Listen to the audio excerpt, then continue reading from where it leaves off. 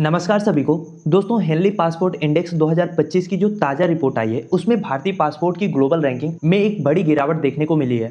अब ये as a Indian हम सबके लिए चिंता का विषय है, क्योंकि इस बार भारत की रैंकिंग 50वीं है, जो कि 2024 में 80 थी। और ये बस केवल एक नंबर नहीं है, आप समझिए, ये हमारी ग्लोबल क्रेडिबिलिटी को, हमारी सॉफ्ट पावर को और जो इंडियन पासपोर्ट है उसकी मोबिलिटी की कितनी फ्रीडम है उसको नापने का एक पैमाना है। पहले 62 ऐसे देश थे, 62 ऐसी डेस्टिनेशन थी जो हमें वीजा फ्री एक्सेस देती थी, और अब इनकी संख्या घट के हो गई है 57।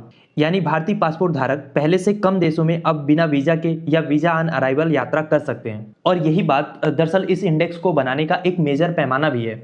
और इसके अलावा भले ही आज भारत की रैंकिंग बहुत बुरी हो, पर एशिया ने इस रैंकिंग में बहुत अच्छा प्रदर्शन किया है, क्योंकि टॉप 3 के तीनों देश एशियाई देश हैं। दुनिया भर में इस बार पहला स्थान है सिंगापुर को, जिसे 193 देशों में वीजा फ्री एक्सेस मिलता है।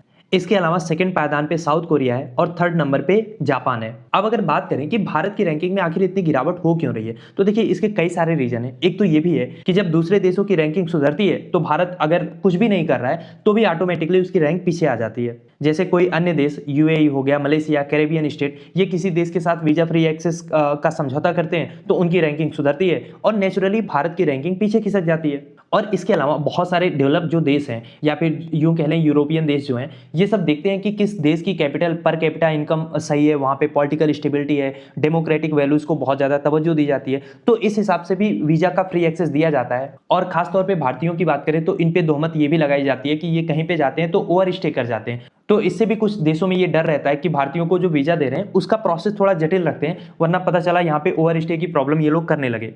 इसके अलावा भारत की भागीदारी अभी भी कहीं ना कहीं जो ग्लोबल डेटा शेयरिंग सिस्टम है पासपोर्ट के लिए, चाहे वो ई पासपोर्ट हो गया या इंटरपोल एकीकरण, इन सब में अभी हम थोड़ा सा पीछे हैं। इसमें भी जब सुधार होगा तो हमारी रैंकिंग में भी सुधार देखने को मिलेगा। अब बात करें एज एन इंडियन इससे हमारा नुकसान क्या होता है, तो देखिए सबसे पहला व्यक्तिगत नुकसान ये है कि आपकी व्यक्तिगत यात्रा जो है वो इससे प्रभावित होती है। जैसे कहीं पे वीजा ऑन अराइवल है तो वीजा का आपको कोई इशू नहीं होता है, वरना फिर आपको वीजा की प्रक्रिया जो बहुत जटिल होती है उससे गुजरना होता है, एक लॉन्ग पीरियड लगता है, आपको पहले से वीजा लेना होता है, वीजा का शुल्क भी बढ़ जाता है, और जो आपकी अंतर्राष्ट्रीय मोबिलिटी है वो भी कहीं ना कहीं इससे बाधित होती है। इसके अलावा जो हमारे स्टार्टअप्स हैं या कंपनियां हैं उनको भी कहीं ना कहीं अपनी वैश्विक पहुंच बनाने में प्रॉब्लम आती है। और सबसे बड़ी बात यह है कि इस पासपोर्ट रैंकिंग में जब हम पीछे होते हैं तो कहीं ना कहीं ये हमारी ग्लोबल इमेज को कमजोर करता है, हमारी सॉफ्ट पावर को कमजोर दिखाता है। तो कुल मिला के ये सारे कुछ फैक्टर्स हैं जिसकी वजह से हमारी जो पासपोर्ट में ग्लोबल रैंकिंग है वो काफ़ी पीछे दिखती है। जब सरकार इन पॉइंट्स पे काम करेगी, गवर्नमेंट इस पे एक्शन लेगी, तो आने वाले समय में हमारी भी पासपोर्ट रैंकिंग सुधर सकती है।